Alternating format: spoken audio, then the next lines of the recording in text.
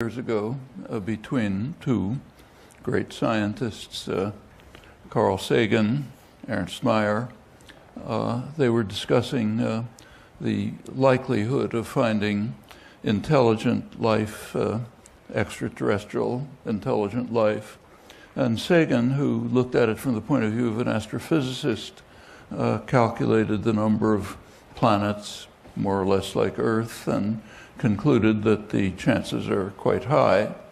Mayr, looking at it as a biologist, said, look, we have only one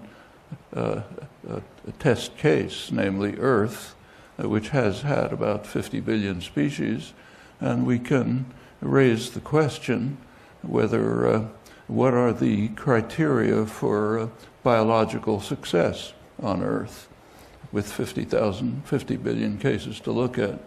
And he pointed out that there is a striking regularity. The species that are successful, that a lot of them around basically, are those that mutate quickly, like bacteria, or those that have a fixed niche, like beetles, and they just stay there no matter what happens. And as you move up the scale of what we call intelligence, biological success declines. So there are not many mammals, there are very few apes. The only reason there's a lot of cows is because we domesticate them.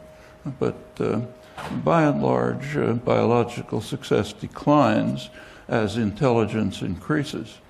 Humans look like an exception, but that's a statistical blip, just a tiny moment of evolutionary time. Last couple thousand years, actually. So his conclusion is that, I'll quote him, "The history of life on Earth refutes the claim that it is better to be smart than to be stupid." What it shows, in fact, is it's much better to be stupid than smart. That's the conclusion. He also points out that the average lifespan of a species is about 100,000 years. We've doubled it. We're about 200,000, so we're a little beyond the expected extinction point. Well, that's the question I want to consider today. Is it better to be smart than stupid? It was addressed recently by a very good Indian writer, Amitav Ghosh, has a book called The Great Derangement, Climate Change and the Unthinkable. And in fact, our failure to address the most awesome challenge of human history, with the possible exception of nuclear weapons, is indeed a true derangement and painful evidence for the plausibility of Mayer's thesis that it's better to be stupid than smart. Well, these are the two existential challenges that overwhelm anything else, completely overshadow all other discussions. And their severity and their imminence is illustrated graphically by the famous doomsday clock of the Bulletin of American Scientists. It was initiated in 1947, right at the dawn of the nuclear age. In 2015 and again in 2016, it was moved, the hand was moved forward. Midnight means we're finished. The hand was moved forward to 3 minutes to midnight. That's the closest it had been to midnight since the early 1980s, when there was a major war scare, the early Reagan years. The reasons that they gave were the mounting threat of nuclear war and the failure to deal with climate change. I'll quote. What they said is, at the time, the probability of global catastrophe is very high, and the actions needed to reduce the risks of disaster must be taken very soon. That was 2016. At the outset of the Trump term, they found, I'm quoting, "the danger to be even greater, the need for action more urgent," and they moved the clock to 2.5 minutes to midnight. The clock is ticking, global danger looms. That's the closest to terminal disaster since 1953, when the United States and Russia exploded their H-bombs. Well, there is an important difference between these two existential threats. If by some miracle we escape nuclear disaster, and anyone who looks at the shocking record will realize that it's a miracle that we've gotten this far, but if by some miracle we do escape, at least we know in principle how to end the plague, get rid of this scourge. Global warming is different. It's inexorable. We might pass a point of no return when the damage that we've done is simply uncontrollable, irreversible, and it might not be far off. Well, the human species is right now undertaking an experiment to determine the answer to Ernst Mayer's question. Is it better to be smart than stupid? And to examine, what I'd like to do now is to examine the course of the experiment just by picking a few dates. So let's start with today. Could be any day, but we'll start with today. If you looked at this morning's newspapers, you see a report on how we're dealing with the two existential crises. One on the nuclear threat. Christopher Ford, the National Security Council Senior Director for Weapons of Mass Destruction and Counterproliferation under the Trump administration, he advises that we should reconsider the unrealistic goal of a world without nuclear weapons that has been advocated, among others, by extremist peaceniks like Henry Kissinger, George Shultz, Sam Nunn, and William Perry. And the reason for abandoning this unrealistic goal of these utopians is Russia's increased aggressiveness, which is incidentally a charge that's dismantled quite effectively in the current issue of radical rag that's worth reading now and then, Foreign Affairs, the main establishment journal.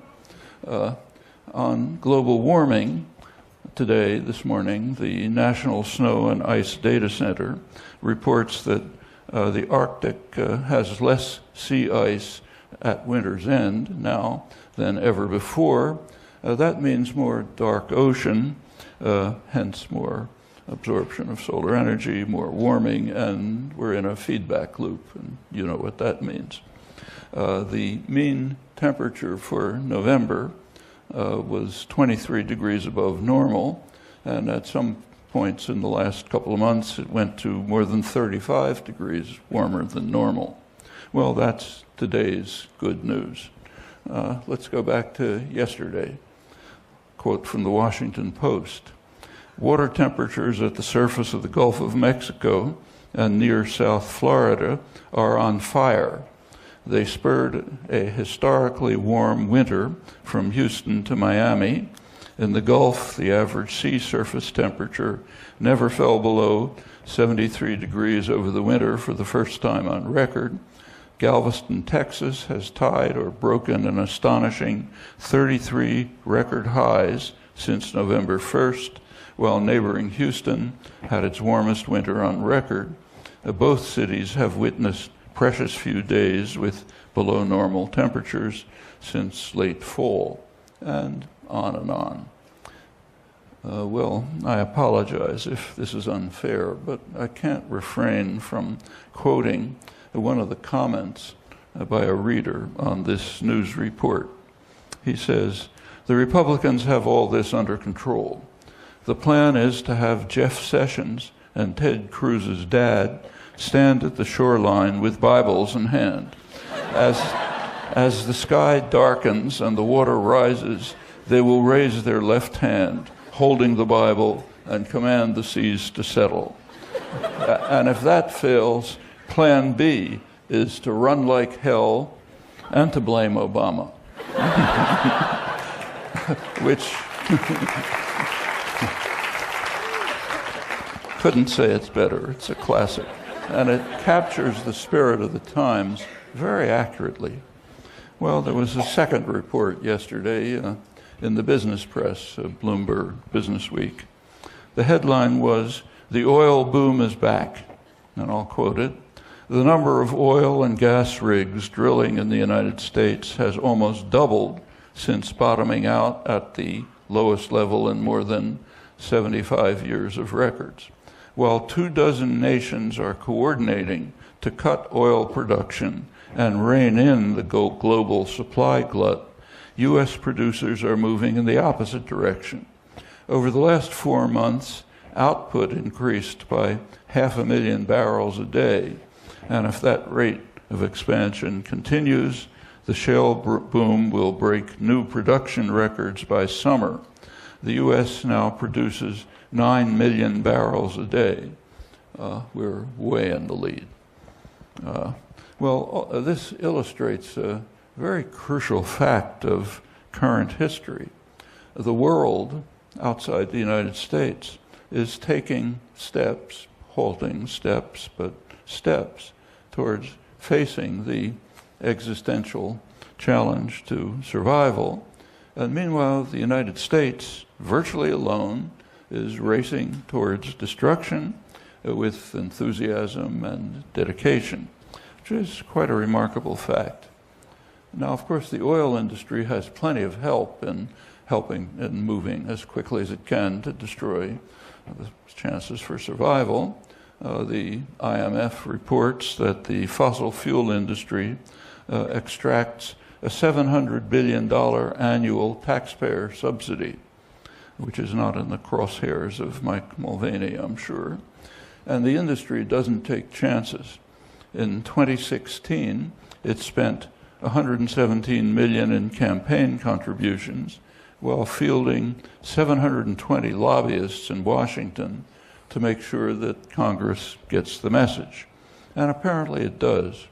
There's a recent Washington Post article which reports that many Republicans in Congress do recognize the severe threat of climate change, but they won't talk about it because of funding pressures from the fossil fuel industry. That's particularly true since Citizens United opened the floodgates even wider for a flood of corporate political funding, which means you toe the corporate line or you're out. Well, that's yesterday. These reports are quite typical of the daily fare. Pick almost any day, find similar things. Well, let's continue to review the experiment that humans are undertaking. I'll just pick a few recent dates from the last few months. So start with November 8th. That was an important day in history for several reasons. Several events took place on November 8th. One of them was very important. Second one was extremely important. And the third was absolutely astonishing. The very important one was the election in the United States. Plenty of coverage of that, so I don't have to talk about it. The extremely important one took place in Morocco. In Morocco, on November 8th, about 200 countries were gathering in, it's called COP22, the international conference under UN auspices to try to deal with the problem of global warming. The goal of the conference was to put some teeth into the Paris negotiations the year before, COP21, December 2015. That conference had aimed to establish a verifiable treaty, but it couldn't do it for one reason. The Republican Congress would not accept any binding commitments. So therefore the world had to settle for something less, namely informal agreements. And COP22 in Marrakesh, Morocco was supposed to carry this forward. Well, on November 8th, the conference began. On November 8th, the World Meteorological Association delivered a report, which in their words confirms that 2016 was the warmest year on record, a remarkable 1.1 degrees centigrade above the pre-industrial period, sharply above the previous record set the year before, and in fact approaching the desired limit that was set in Paris as the goal, and other dire reports which I won't read, but you can pick them up on the internet if you want. Well, that was the World Meteorological Association. But then the deliberations essentially ended. The election results came in from the United States. The conference essentially stopped.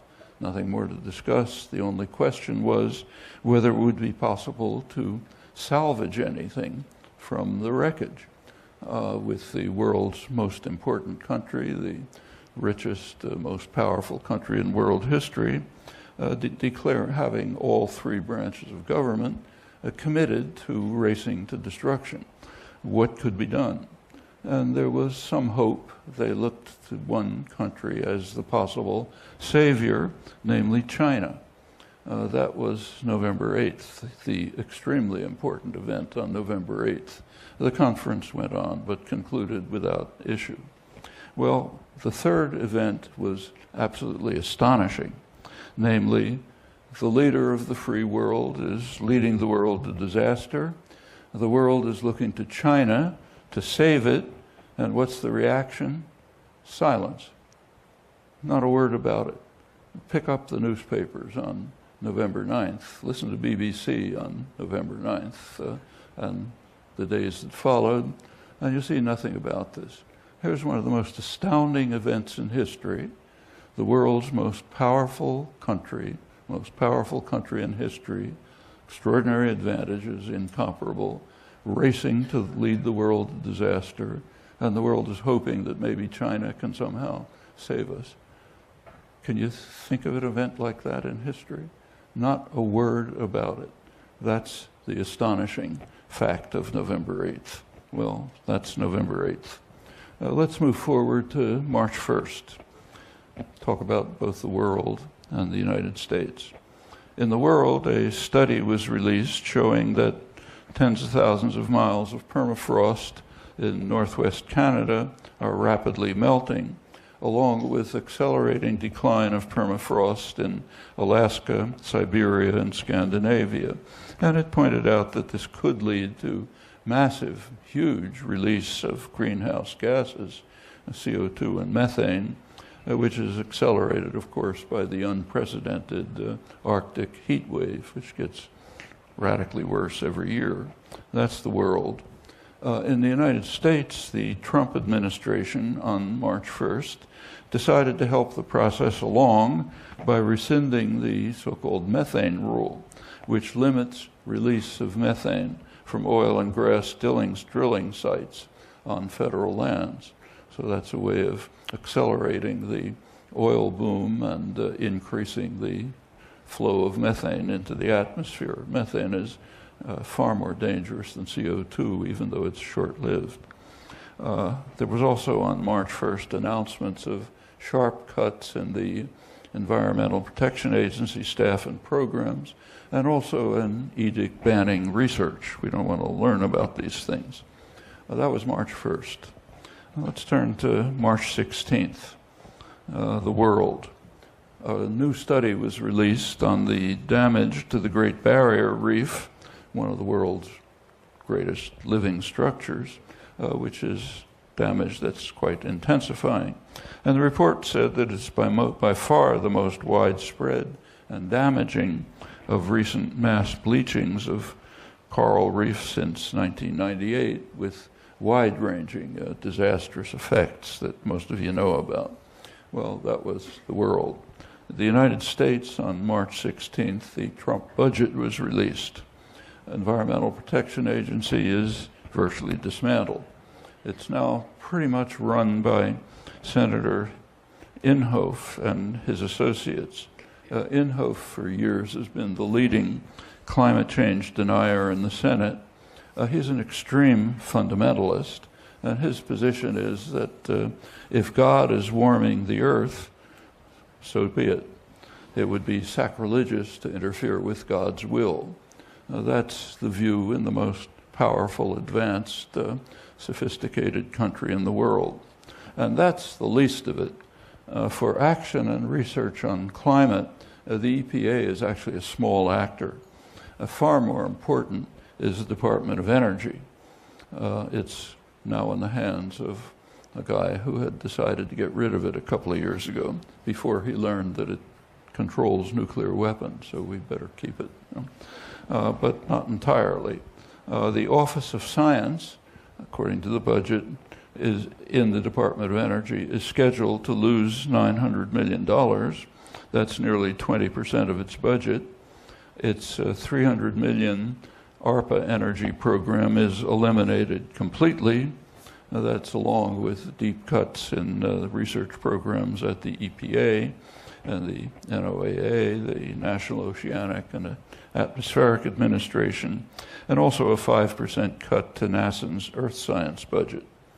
Well, the budget generally is of unusual savagery, even for the Paul Ryan wing of the Republican establishment, which is effectively running the show now behind the Trump Spicer Twitter facade that's designed to grab the headlines every day. The budget, if you look at it, is a vicious attack on working class and the poor, lavishes even more gifts on the wealthy and the corporate sector, and along with a process that you can only describe, I think, as the Talibanization of America, in accord with the Bannon, Sessions, DeVos ideal of a society which they've described based on Judeo-Christian tradition, white supremacy, destruction of the humanities, arts, and public schooling, and on the side, medical research. That's the goal towards which we're aiming at home, while we race towards destruction internationally. Well, practically every issue of science journals provides more grim forecasts. Those of you who read the science journals regularly are familiar with this. So one recent paper in Atmospheric Chemistry and Physics by James Hansen, 18 other scientists, carries out a comparison between today's climate and the climate of 120,000 years ago, which had approximately the same temperatures, or slightly warmer temperatures than today. That led 120,000 years ago to a sea level rise of 20 to 30 feet when much of the polar ice disintegrated. The paper predicts in the near future, killer storms stronger than any in modern times, disintegration of large parts of the polar ice sheets, leading to melting of huge glaciers. That's taking place rapidly, especially in the Antarctic, which is the most dangerous. And they predict a rise of sea sufficient to begin drowning the world's coastal cities before the end of the century. Hansen says we're in danger of handing young people a situation that's out of their control, with precipitous rises in sea level, not too far down the road, other dire consequences. There are other studies that indicate that climate change is occurring faster than at any time over the last 100 million years, by some estimates far faster. Last year, as you probably know, atmospheric CO2 passed the symbolic level of 400 particles per million. That's considered a crucial danger point. That's the first time in 4 million years, and possibly irreversible. Well, that's only a small sample of many such reports. They're constantly in the major science journals, sometimes making it to the media. Meanwhile, the Republican wrecking machine is systematically dismantling the institutions that offer some hope for decent survival. And it's not just Trump. It's the whole Republican Party leadership at the national level and also at much of the local level. So in North Carolina, for example, a couple of years ago, there was a scientific study commissioned by the Coastal Resources Commission, and it estimated that the sea level will rise by 39 inches by the end of the century. There was a response by the Republican-run state legislature. They passed a law that barred state and local agencies from developing regulations or planning documents anticipating a rise in sea level. Rational reaction. There was a pretty good comment on it by Stephen Colbert. He said, this is a brilliant solution. If your science gives you a result you don't like, pass a law saying the result is illegal. Problem solved. That captures quite well the mentality of the Republican Party leadership.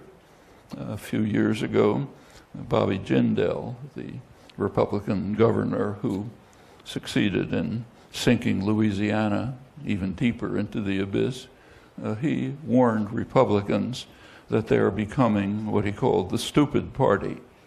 The respected conservative political analysts Thomas Mann and Norman Ornstein of the right-wing American Enterprise Institute, they describe the party, or maybe the former party, as a radical insurgency that has abandoned parliamentary democracy.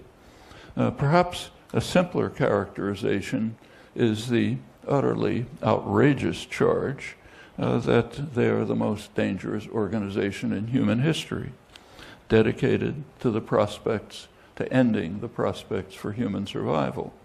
That is outrageous, no doubt, but the more interesting question is whether it's wrong. I'll leave that to you to think about. Well, I already mentioned Paris 2015, COP21, Marrakesh 2016. Those are two crucial examples. The 2016 primary campaign was quite remarkable in many respects, primarily those that weren't discussed, namely the attitude of the candidates to climate change, which barely got a word of commentary.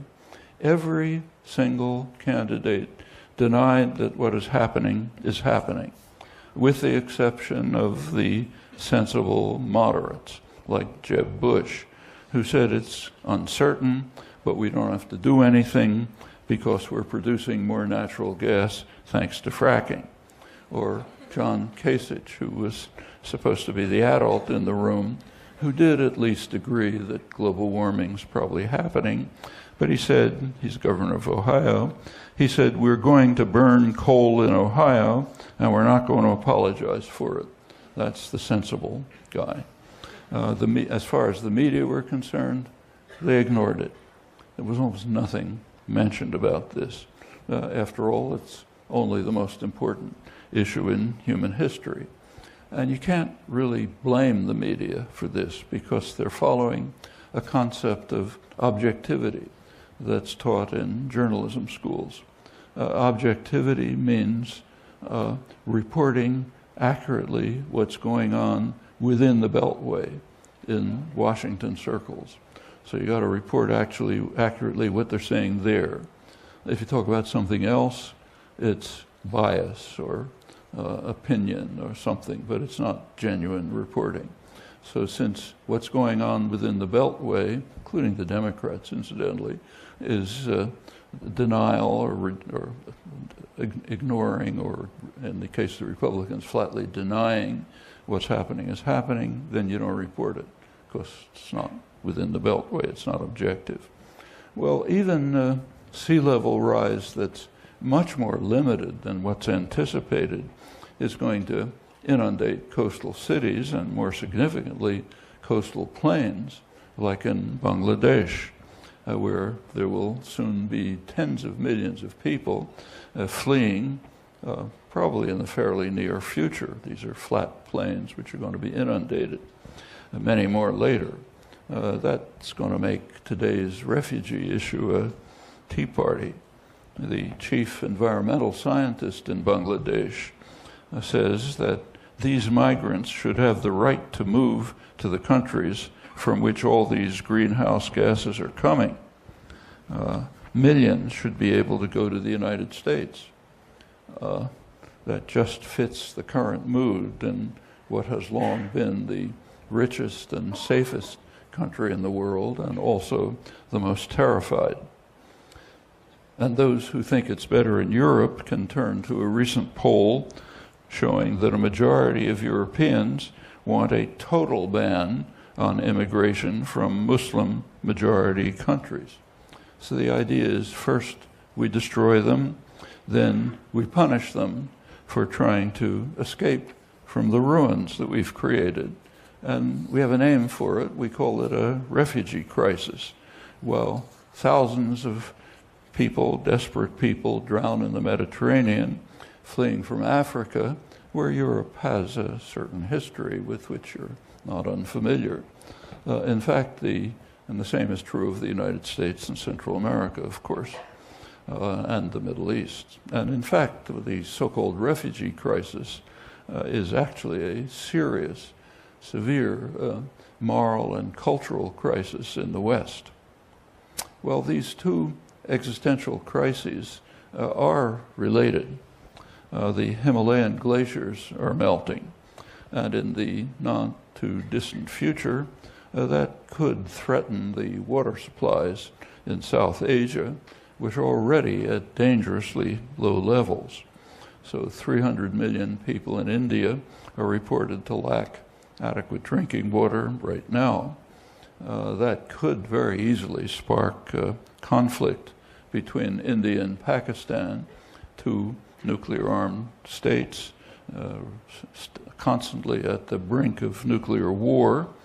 Right now, in fact, a nuclear war would destroy India and Pakistan, but much worse than that. Could very well lead to nuclear winter, meaning global famine, which pretty much ends organized human life on Earth, which is not very remote if you think it through. Well, that leads us to one final date to look at, one of the most important dates of human history, namely the end of World War II. It was a moment of joy, but also of horror, with the dawn of the nuclear age. I can remember very well my own feelings on August 6th, horror at the events and their constant implications, their import, and astonishment that so few people seemed to care about it, either about the enormity of what had just happened or about the fact that we had entered into what may well be the final era of human existence, the nuclear age, the moment when human intelligence had succeeded in developing the means to instantaneously destroy us all.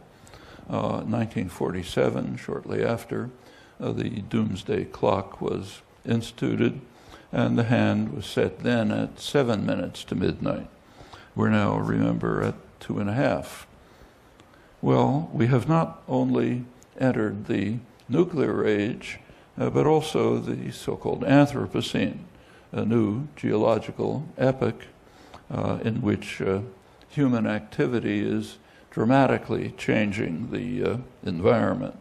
There have been debates about the proper date for the inception of the Anthropocene, but the World Geological Society has made its decision. It settled on 1950 as the beginning of the Anthropocene.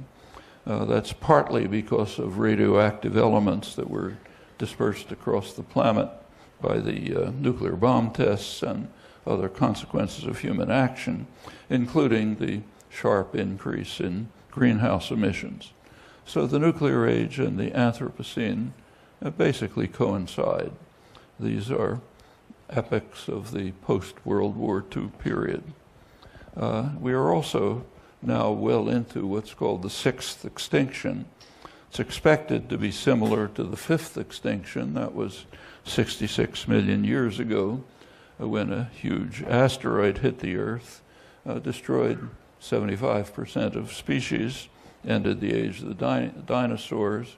It opened a way for small mammals to survive and to expand and evolve and ultimately become us about 200,000 years ago. For a long time, humans had fairly limited impact, but by now, in the post-war period, we've succeeded in becoming the next asteroid, destroying species at an enormous rate, perhaps ourselves not too far in the distance. There are careful studies of species extinction And they have some interesting results. They show that this extinction is different from its predecessors in an interesting respect. The earlier ones were species neutral. Species just disappeared across the board. This one, it's different. It's mostly larger animals that are disappearing disproportionately. And that actually runs through the history of proto-humans, our human ancestors, early human ancestors back around 1 million years. As they expanded their territory, large mammals declined. And of the many species closely related to us, only one survives, which raises some questions that you might ponder. And that includes the lingering question, Ernst Mayer's, is it better to be smart than stupid? And we have a few years to answer this question, not many. So how are we answering it? Well, one step was George W. Bush's abrogation of the ABM treaty, followed now under Obama, Bush and now Obama, followed by ABM installations right near the Russian border, allegedly for defense against non-existent Iranian nuclear missiles. You can believe that if you believe the tooth fairy, which Russia doesn't. They have good reason to regard it as a first strike weapon, as strategic analysts understand missile defense to be on all sides. The next step was offering NATO membership to Ukraine. Ukraine is the Russian geostrategic heartland. That was George Bush, but the efforts have been pursued by Obama and Clinton. Well, the Comprehensive Test Ban Treaty would at least end nuclear tests, which would be a considerable step forward. But it can't go into force until it's ratified by the few holdouts. 3 are crucial, the nuclear weapon states that refuse to ratify it: China, Israel, and the United States. The major nuclear powers, US and Russia, which have overwhelming preponderance of nuclear weapons, are both expanding, modernizing their arsenals in quite dangerous ways. That includes tactical nukes that can be scaled down to battlefield use under low-level command, could easily lead to very rapid escalation if there were any conflict, and any conflict between Russia and the United States is essentially terminal for everyone. That's pretty obvious. The flashpoints are becoming more serious right at the Russian border. Notice the Russian border, not the Mexican border. That's a fact worth considering. And it's a result of expansion of NATO right after the collapse of the Soviet Union. This was in violation to verbal promises to Mikhail Gorbachev, verbal promises that NATO would not expand. The phrase was 1 inch to the east. That meant East Germany. Nobody was thinking about anything beyond. NATO would not expand 1 inch to the east if Gorbachev agreed to unification of Germany and a unified Germany joining NATO, a hostile military alliance. It was a pretty remarkable concession in the light of the history of the past half century, when Germany alone had practically wiped Russia out 2 times. Well, that was the agreement, but verbal. NATO at once expanded to East Germany, then beyond under Clinton, right to the Russian border. There's recent archival work by University of Texas young historian Joshua Schifrinson. It was published in the MIT Journal, International Security, worth looking up. It very strongly suggests that President Bush, #1, the statesman Bush, and Secretary of State James Baker, who were the negotiators, strongly suggested they were consciously deceiving Gorbachev, pretending to make an agreement which they intended to violate. And we're very careful not to put anything on paper So when Gorbachev complained, he was told it was just a gentleman's agreement, and the implication, unstated implication, was if you're stupid enough to believe in a gentleman's agreement with us, it's your problem, not ours. Well, Gorbachev did propose a vision of what he called a common European home, Brussels to Vladivostok security system with no military alliances. That's a fading dream. George Kennan and other senior statesmen had warned right away that NATO expansion is what they called a tragic mistake, policy error of historic proportions. That's Kennan. And it's now leading to rising and serious tensions on the traditional invasion route through which Russia was virtually destroyed twice during the past century by Germany alone. The risk of terminal nuclear war is not slight, and that's one of the two reasons why the hand of the doomsday clock is moving so close to midnight. Well, with some justice, European historian Richard Sakwa writes that NATO's prime concern now is to manage the risks created by its existence, which is quite accurate, I think. And it bears on Ernst Mayer's conclusions. That's how we're dealing with one of the two crises. What are the others? How about global warming? Well, we're answering Mayer's question by unilateral withdrawal from the world's efforts to address the crisis, not just withdrawal, but replacing their efforts with a dedicated race to the precipice, even more rapidly by sharp increases in fossil fuel use, that includes coal, and refusing the promised subsidies to poorer countries to develop renewable energy, and dismantling the regulatory apparatus so that profits can boom along with threats to survival. And we can't stress too strongly the enormity of the fact that the United States is alone in the world in this respect since November 8th. And the no less astonishing fact that this extraordinary development barely registers in the so-called information system, should have regular screaming headlines and be the most prominent issue in the academic and intellectual world, which is more evidence about the great derangement.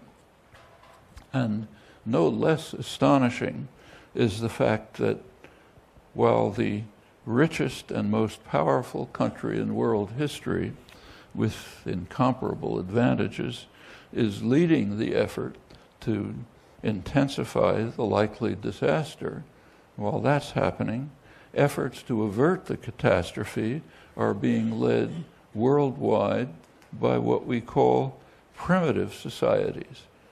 The First Nations in Canada, tribal and Aboriginal societies elsewhere. So, for example, Ecuador, which has a large indigenous population, sought aid from European countries, rich European countries, to allow it to keep its oil reserves underground where they ought to be, even at a cost of considerable profit. The aid was refused. Ecuador revised its constitution in 2008 to include what are called the rights of nature, having intrinsic worth. The same in Bolivia, with an indigenous majority. And quite generally, the countries with large and influential indigenous populations are well in the lead in seeking to preserve the planet, while the countries that have driven indigenous populations to extinction or extreme marginalization are racing towards destruction, which is perhaps something more to think about. Well, outside of the world center of devastation and destruction, which is right here, some things are being done. Not enough by any means, but not negligible.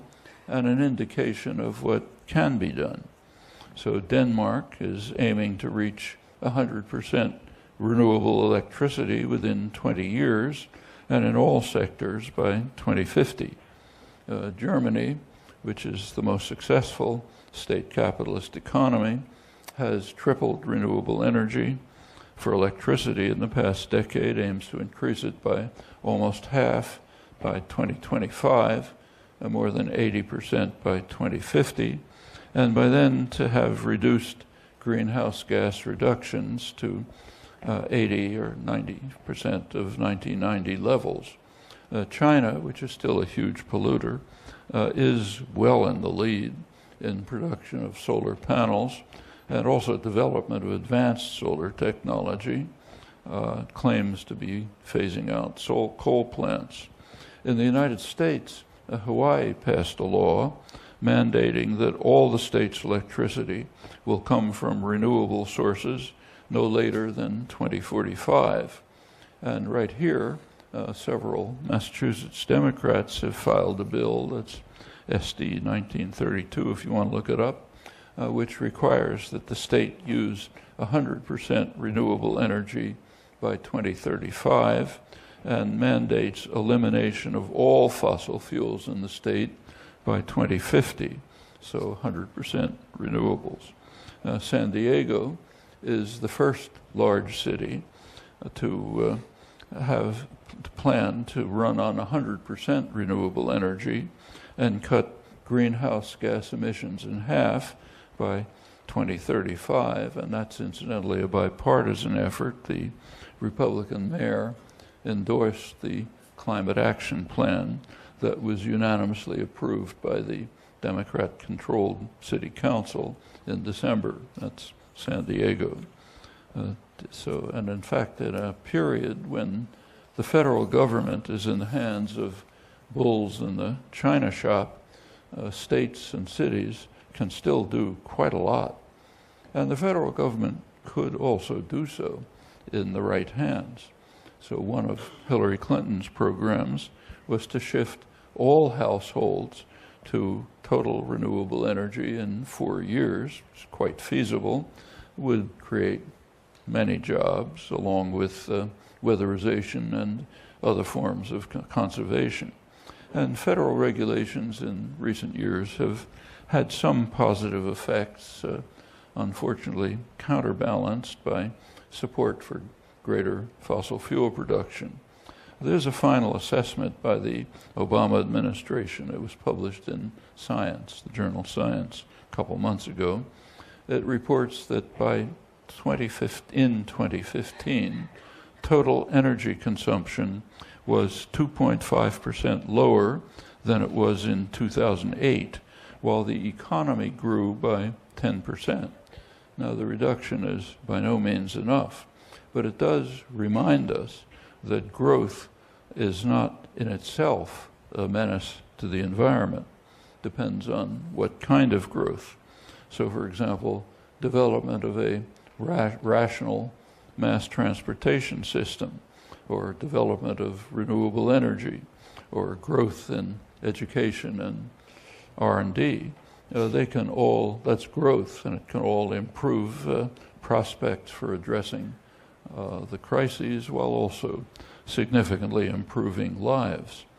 The Obama assessment reports that about 2.2 million Americans are employed in the design, installation, manufacture of energy efficiency products and services, as compared with half that number employed in the production of fossil fuels and their use for electric power generation. And the current oil boom, which I mentioned earlier, creates almost no jobs because it's almost all automated.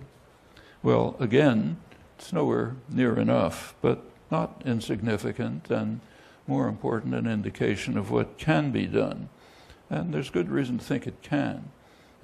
Harvey Michaels is research director of energy management at Sloan School here. He's shown, I think, persuasively how ambitious but feasible measures beyond those now contemplated internationally, that's internationally apart from the Republican U.S., such measures could meet the goal of keeping global temperatures below 2 degrees centigrade. That's considered the major danger point. Ernie Moniz, now back at MIT, has produced figures about declining costs for clean energy technologies that lead him to conclude, I'll quote him, that climate change may have inspired the energy revolution, but price makes it inevitable, and maybe even in time, at least with enough effort. Well, replacing fossil fuels by renewable energy is the major issue, but it's not the only one. The UN Economic Program, summarizing recent scientific studies, estimates that industrial meat production contributes about 10 to 25% of total greenhouse gas emissions. Not so much CO2 as methane and nitrous oxide, both greenhouse gases. The variation in the estimates depends on whether the figures take into account deforestation and other land use changes associated with livestock. Now, livestock is about 80% of agricultural emissions. Now, this is mostly industrial meat production, which is quite vicious, as you know. It's designed to maximize profit with animals treated as efficient production elements, awful effects on animals, but also a significant increase in greenhouse gas emissions. Actually, pre-capitalist animal agriculture didn't have those problems. Quote from the UN report, under natural conditions, which were maintained for thousands of years and still widely exist around the world, there's a closed circular system in which some animals feed themselves from landscape types which would otherwise be of little use to humans. They thus convert energy stored in plants into food, while at the same time fertilizing the ground with their excrements. Although not an intensive form of production, this coexistence and use of marginal resources was, and still is in some regions, an efficient symbiosis between plant life, animal life, and human needs. But capitalist industrial production aimed at profit maximization has changed all that. Well, I mentioned that with the federal government now turned into a wrecking machine, states and cities can do quite a lot, and that same is true for every one of us. There are major issues of education and organizing that have to be faced. And again, some of these are unique to the United States in the developed world. One of them is the extraordinary power in the United States of fundamentalist religious doctrines. So about 40% of the population dismiss the threat of global warming on religious grounds. They regard it as either certain or highly probable that within a few decades the second coming will put an end to the problem. Well, it's important to remember in this connection that the United States is a kind of a cultural outlier in some respects. Prior to the Second World War, the United States was by far the most powerful economy, but it was not a major center of scientific or general culture. So if you wanted to be a physicist, you'd go to Germany. You want to be a writer, an artist, go to Paris, and so on. Had personal experience with the residue of this when I was appointed to MIT in 1955. One of the teaching assignments was to help scientists and engineers fake their way through reading exams in French and German. That was a residue of the fact that before the war, that's where the scientific literature was. Took a while for this to be phased out. By that time, it was almost all in English. But by 1950s, it was an anachronism. The changes are very real, but they've affected only part of the country. Much of the population is still pretty much where it was pre-World War II. And that's a major task for the educational system. And the prospects right now, at least, don't look good, not with the DeVos Sessions-Bannon conception of education. The Trump administration has to do something for its huge evangelical popular base that involves driving the United States even farther off the spectrum of the modern world with the Talibanization project that's now underway. Well, there are major challenges, no doubt. There are also quite a few rays of hope. I mentioned some of the measures that are being taken by state, local governments, even national governments around the world to address the crises. Not enough, but not negligible indication of what's possible. And there are other reasons for optimism. One of them has just been reported by, of all places, Fox News. They ran a poll on popularity of political figures, and in first place, by a huge margin, was Bernie Sanders. Even more among the young, who are the hope of the future. There are ample opportunities, but you have to grasp them. And all of this takes us back to Ernst Mayer's question, is it better to be smart than stupid? It's a question for you to ponder, and like it or not, for you to answer, and without too much of a delay. Thanks.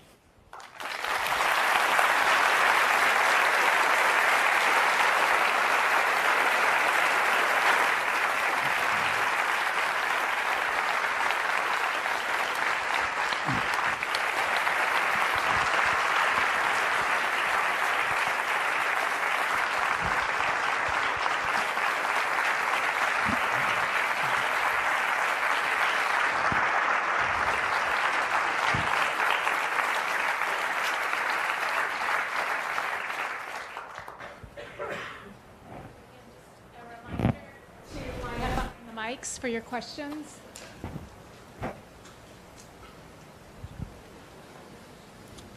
Hello. Thank you very much, Professor Chomsky. With all these sort of existential crises, if you were to put yourself in the body of a 20-something-year-old growing up today, how would that shape your sort of life decisions with these two crises? If I was 20 years old? Yeah. Pretty much the way it did when I was, 16 years old, on August 6th, 1945. I happened to be a junior counselor in a summer camp, and the news was reported in the morning, broadcast everyone, atomic bomb wiped out Hiroshima, everyone went on to their next activity, baseball game or whatever it was. I didn't know how to react. I just left, went off into the woods, sat there for a couple hours thinking, what does all this mean? And afterwards decided, look, you just have to devote your life to this. And I think we're in a worse situation now. And there's plenty that can be done. The opportunities are far greater now than they were in the past, thanks to what's been done by people like you in earlier years, like MIT, to say. You could never get an audience like this 20 or 30 years ago. In fact, in the 1960s, MIT was a very conservative campus. Almost nothing was going on. About a dozen undergraduates just changed the place enormously. And it's been very different ever since. And that's happened all around the country. Which means that you have a legacy that you can build on. Plenty of challenges, but plenty of opportunities. And the question is, do you decide to grasp them or not? Thank you. So thank you. I'm wondering, Noam, how much emphasis you would place on the possibility of finding solutions addressing the problems you've laid out outside the framework of the current political system in the United States, and how much emphasis you would give to the need, the necessity of taking this political system head on and changing it, and what do you think we need to do to change the system to open up the possibilities that you're talking about? Well, I think there are good grounds for changing the nature of the political system pretty radically. I'm in a system of organization of production, let's say, just keeping to that, which is geared towards profit maximization, not use, is inherently destructive. A system of institutional organization in which the basic functioning institutions are totalitarian, like a business, top-down control, you fit somewhere in it, take orders from above, give them below, at the bottom you rent yourself. That's inherently, I think, humanly and socially destructive. So there's plenty of changes that could be made, and we can think about them. And in fact, you can try to build within the existing society pieces of what might be a more democratic and humane future society. It's even being done.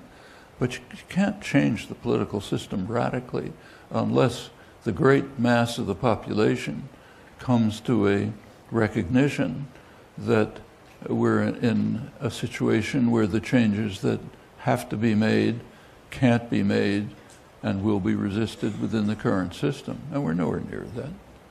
So I don't think the question arises as a practical question. It does arise as a question to have in mind in choosing tactics and strategies.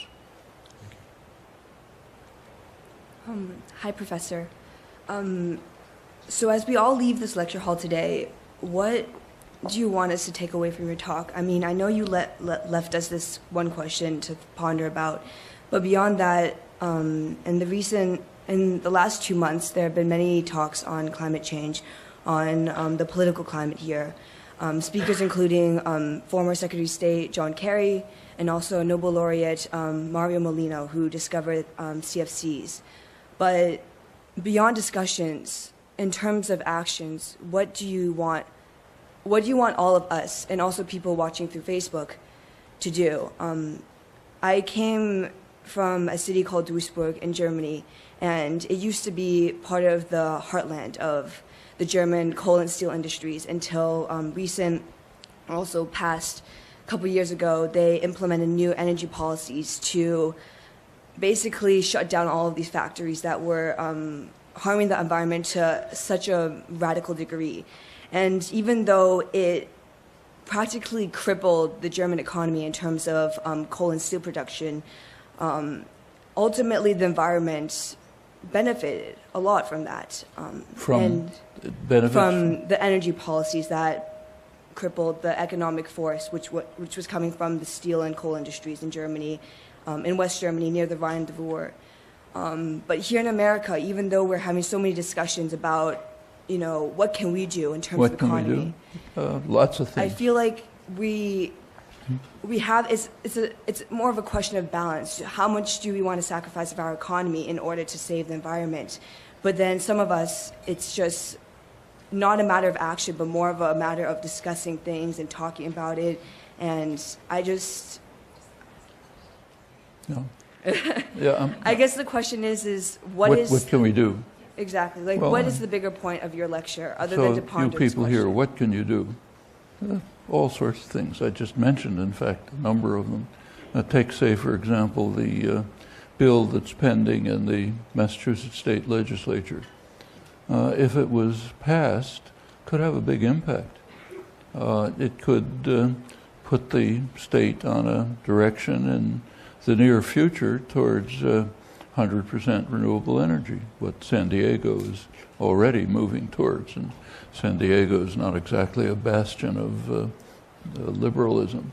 If that can be done there, it can be done here. But it's not going to happen unless there's plenty of pressure for it. I think there are 3 legislators who put it through, and virtually nothing is known about it. So one thing that people can do out of thousands is try to work to get measures like that passed, not only in the state, but even in, say, Cambridge, like San Diego.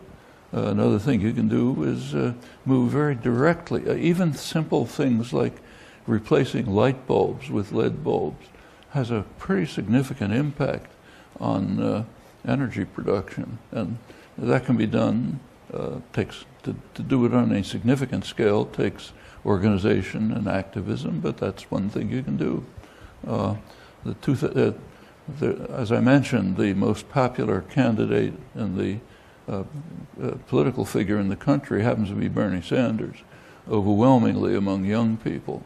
That popularity, he calls his position a revolution, but that's an indication of how far the country has shifted to the right. In fact, his policies would have been quite acceptable to Eisenhower. In fact, if you go back and read Eisenhower's comments on the New Deal, he said anyone who questions New Deal policies doesn't belong in the political system. Well, that's just about everybody by now, except Sanders, who's calling for New Deal policies. Eisenhower's comments on the significance of unions, labor unions, are almost unimaginable today, but correct. And that's the right wing in the 1950s. So yes, we can shift the spectrum back to the days when social democratic policies were considered legitimate, and you can go way beyond that. There is an election coming up in 2018. The Democrats, among their failures, have been essentially the Obama Democrats basically destroyed the party. There's almost nothing left except at the presidential level. The Greens have the same fallacy. They've focused on the presidential, the quadrennial extravaganza, haven't built a party at the local level, school boards, state legislatures, city councils, governors, the whole system, which has to be in place if anything's going to happen. The Koch brothers understood this. The right wing has understood it, and in fact built such a system even on a minority base. Hasn't been done on a majority base, but it certainly can be. There's the beginnings of establishing, say, cooperatives or worker-owned enterprises run by their own members. These are things that not only can be done, but are being done. There's a whole range of possibilities that can be pursued if you choose them, if you choose to do it. There's just no shortage of things. It is an immense pleasure to listen to you. I'm a little bit off topic, but I don't think I will have a chance ever to ask you that. What do you think about the meddling, the Kremlin in our election? Sorry, I didn't hear. Could anybody? The meddling of Russia, the Kremlin, in our 2016 election. I'm sorry, but I don't. The meddling of Russia allegedly in our elections. Oh, the meddling of Russia in our elections. That has most of the world cracking up in laughter. It's just a joke. Literally. Suppose every charge is correct. Let's say the most severe charges are correct. It's not even a joke as compared with what we do constantly. Just take a minor example, what we do with Russian elections. In the early 90s, when Yeltsin was Clinton's favorite, he was supposed to be the guy, the hope for the future. When he destroyed the parliament and overthrew the formal democratic system, he was strongly supported by the United States. In 1996, when he was extremely unpopular, for pretty good reasons, because the shock treatment, the sort of free market policies imposed by American advisors just wiped out the economy and led to the death of millions of people. It was highly destructive. It led to the rise of, the oligarchs, many of them former apparatchiks in the communist system who stole the resources. It was a total disaster. And Yeltsin was the symbol of it. Clinton moved in very extensive, quite openly. There was nothing secret about it. very openly with everything from loans to advice to direct involvement to try to make sure that our fair-haired boy won. That's 1996. And these are minor examples. I mean, the kind of thing we do constantly is just overthrow the government, you know, institute a military dictatorship. And not in the distant past. I mean, it just happened under Obama in 2009 in Honduras. There was a mildly reformist government. The tiny elite of super rich who run the country didn't like it. He was kicked out in a military coup. The United States was one of the very few countries that supported it and claimed that the election taken place under a military dictatorship was legitimate. It's basically supporting a military coup to overthrow parliamentary government. Is that meddling in the election? You know, I mean, it just goes on and on like this. It's, so as I say, this is just making the United States kind of a laughing stock in the world, even if every single charge is correct. And most of them have no basis. You know. Thank you. Thank you. So the silence in the media right now regarding climate change, you know, an existential threat to humanity is pretty deafening. And you provide an explanation for that in your book, Manufacturing Consent, that there are certain filters that limit the range of acceptable political discourse. I'm wondering, though, it seems like in this recent election cycle that maybe some of those filters are being circumnavigated by increased use of the internet and more democratic social mass media. Do you think that the election of Trump, the insurgent primary of Bernie Sanders, and the sudden outcry from major media outlets about fake news and the end of truth are a sign that maybe this propaganda system is breaking down? And if so, what does that mean for the ability to sort of break the silence regarding these existential threats that we face? Yeah, I think that's very important. In fact, if you take a look at the Sanders campaign, I mean, it really hasn't been discussed as much as it should be, but it was a pretty astonishing achievement.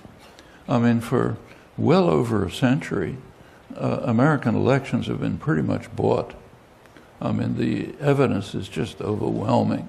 You know, the person who's done most of the work on this is Tom Ferguson, political scientist at UMass Boston, used to be at MIT. He's got a book called Golden Rule, which studies the role just simply of campaign funding on outcome of elections and policies going way back into the 19th century, right through the New Deal and so on. And it's startling results. He has a recent paper that came out a couple months ago looking at congressional elections from about 1980 up till the present, and just comparing campaign funding with electability. And it's kind of like a straight line. You don't get results like that in the social sciences. Well, and it's nothing new. I mean, back in 1895, there was a great campaign manager then named Mark Hanna, and he was asked once, what's necessary to run a successful political campaign? And he said, well, you need two things. The first one is money, and I've forgotten what the second one is. You know? And that was 1895. It's gotten way more extreme since, and by now it's out of sight. Okay, after over a century of this, somebody comes along who nobody ever heard of. He uses a scare word, socialist, you know. He has no funding, nothing from the corporate sector, and nothing from wealthy people. The media totally against him, almost either ridiculing him or dismissing him. He would easily have won the Democratic Party nomination if it hadn't been for the party shenanigans to keep him out. That's a pretty amazing development. And what it shows is that the institutions they look powerful, but they collapse as soon as the population becomes engaged. They're basically very weak. Actually, that's an insight that goes back hundreds of years.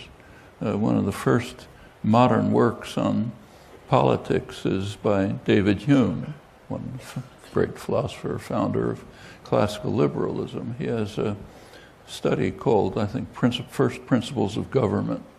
And he opens it by saying that there's a strange paradox in governments.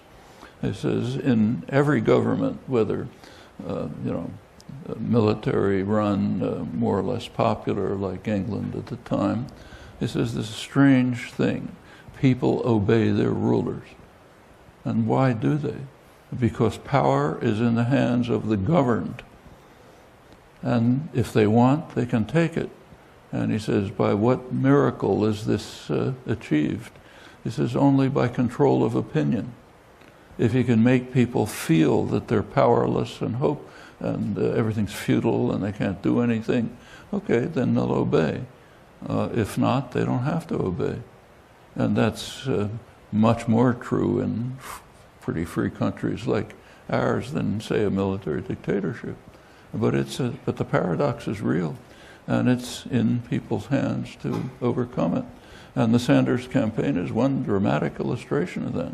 And what you say about alternative media, it can be too if it's properly done. Also affects the major media because they have to respond to it. So the institutional structure is basically quite weak and can easily be changed. Thank you. Hi. I want to be hopeful about our major institutions, our systems of governance, and higher education in particular, and its ability to grapple with the immense challenge of climate change and its like. But sometimes I wonder if we really need something dramatically different. When I think about higher education, the world that I live in mostly, do you think that there's completely new structures or approaches that we should be trying to create in order to deal with this? Because incrementalism maybe isn't doing so hot. Well, I think any of us could sit down at a coffee shop and think of much better ways to run the world. Better institutions, more democratic ones, more just ones, and so on. But thinking of that doesn't really help. You have to get the great mass of the population to be committed to creating them.